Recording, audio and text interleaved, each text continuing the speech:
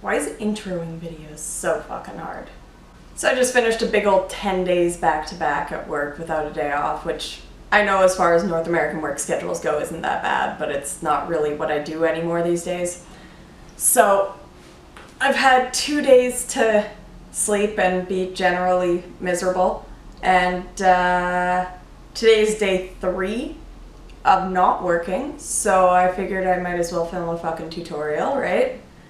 And I have a concept, okay? I have a concept, don't know how the execution's gonna go down, but we're gonna try it anyway. I live in a condo, so carving pumpkins isn't exactly a thing that we do in my building. My neighbors would probably complain if I just threw a fucking whole ass pumpkin in the hallway. So I've decided I'm gonna try to replicate the pumpkin carving with a gore look. And this I'm gonna do as a back of hand that you can do that with. We'll see how it turns out. Let's get to that tutorial. So what we're gonna do before I swap to just a hand view for the actual sculpting and designing of this is we're gonna have to pick out where the design is gonna be on the back of the hand, the alignment and everything. So you're gonna see where you wanna fit your hand on your face. Pick the location that feels most natural to you, because otherwise trying to get it back into place after you've done the sculpting is gonna be annoying. It's probably gonna be annoying no matter what. But yeah, pick where you're gonna want it to go and then sketch out with a lip liner the actual look of your pumpkin smile. So I did just run off camera to finish that up because there's no way in hell I was getting that done on camera. So this is roughly what my placement's gonna be.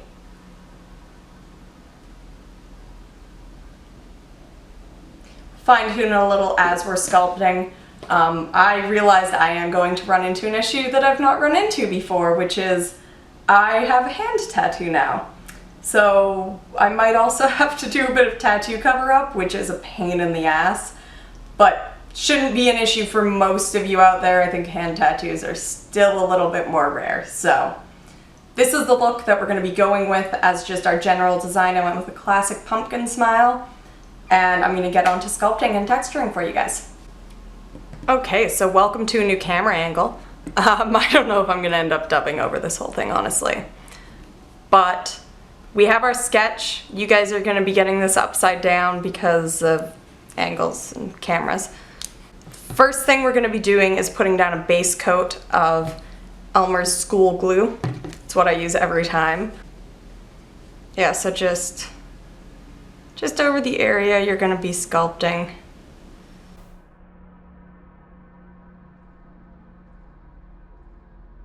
You're going to want nice thin coats, and you're going to want 2 or 3.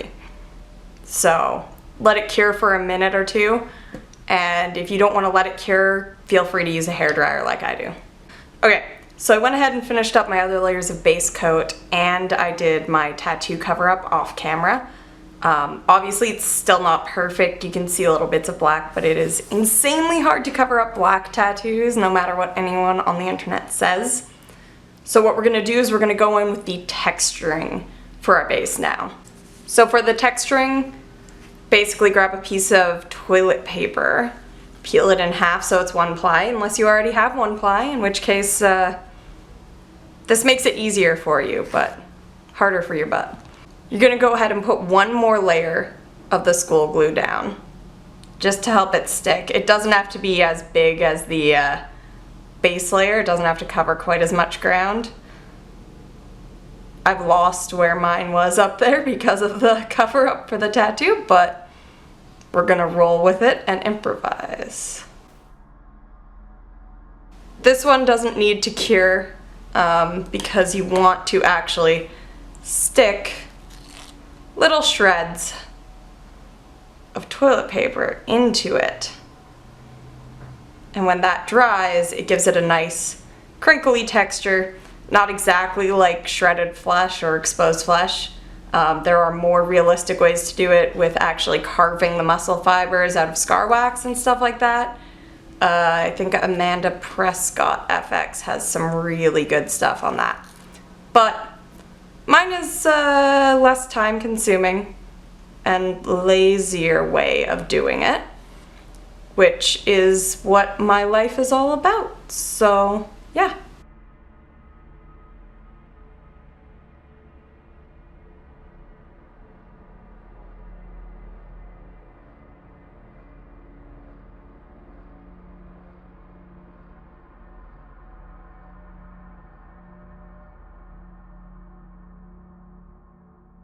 Now I'm just sealing in what I've done with another layer of glue. If your glue was super wet and stuck all the pieces well, you don't really have to do this. Mine started to dry out a little bit because my place is insanely warm. So I'm just touching it up, making sure it's all stuck down. It doesn't have to be perfect, this layer. It doesn't have to catch the exact shape. This is just gonna help it look a little bit more textured and graphic once we're done. So you're also gonna let this layer cure now, or you're gonna cure it with a hair dryer. All right, now that that's set, we are on to the step that makes me who I am, which is sculpting with the glue sticks. So this is where you're actually gonna define the shape of your look, and this is the probably most important step, but once again, if you mess it up, there's always a way to come back.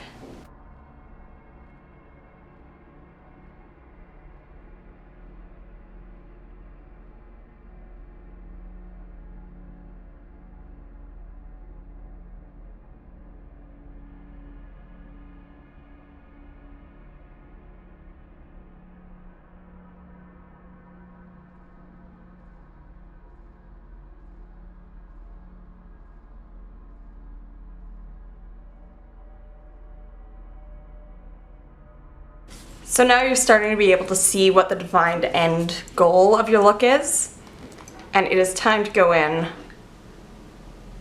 with a dish of water and a sculpting tool.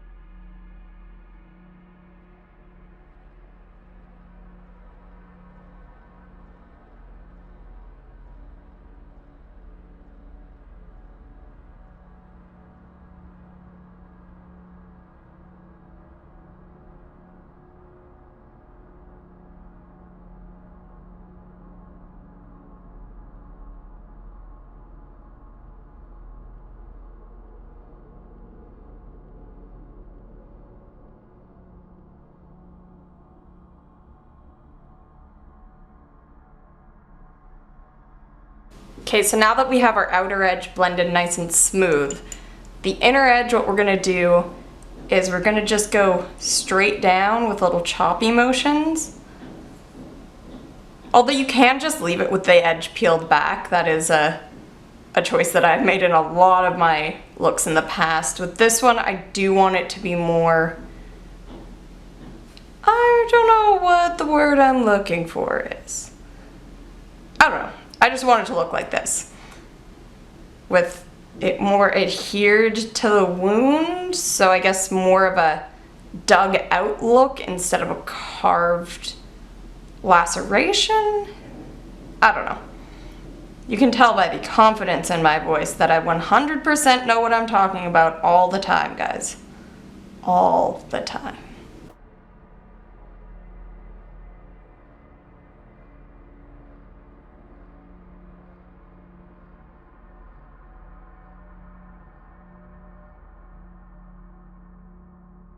Okay, so this is our finalized sculpting look. I'm gonna go ahead and go cure that for a minute with my hairdryer. You're also welcome to just sit there and not use your hand for 5 to 10 minutes for it to get less sticky. Your choice.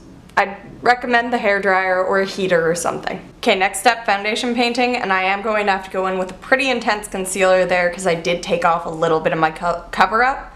So I actually have a sample of like the Tarte Shape Tape.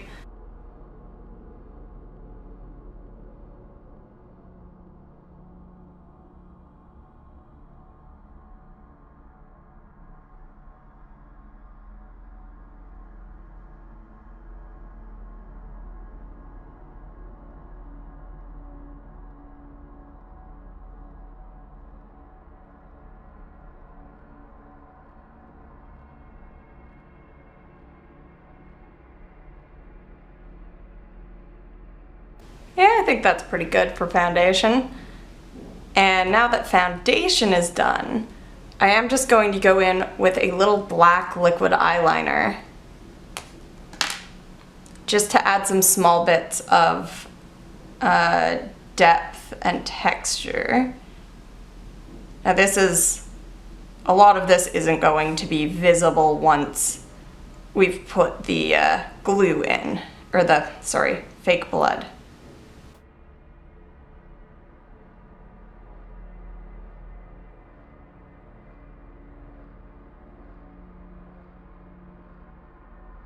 And next up is fake blood time. Now, I have my lighter stuff that I still haven't color corrected properly. I also have the darker blood from last time. So we are going to do a blend of the two again.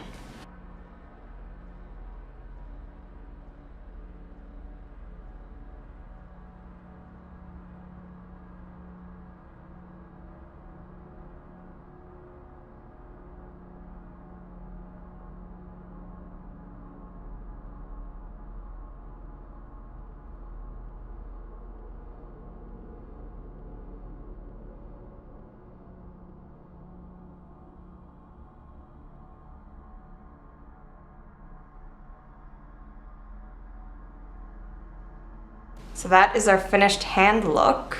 So if you want to call the look quits there, you are more than welcome to.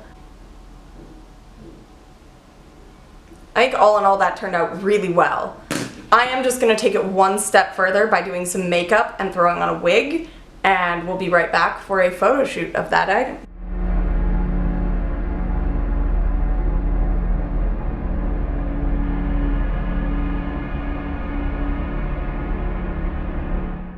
Okay, so, oh, this is awful. Oh, that wig is terrible. Ugh. Ugh. So, that was my pumpkin carving tutorial. I hope you all enjoyed it. So yeah, if you liked it, feel free to like, comment, subscribe, all that shit. If you end up doing anything weird with glue sticks because of me, I'd love to know. You're welcome to send me a link here or comment, link me on Instagram. My social media handles are in the description, and I guess that's just about it.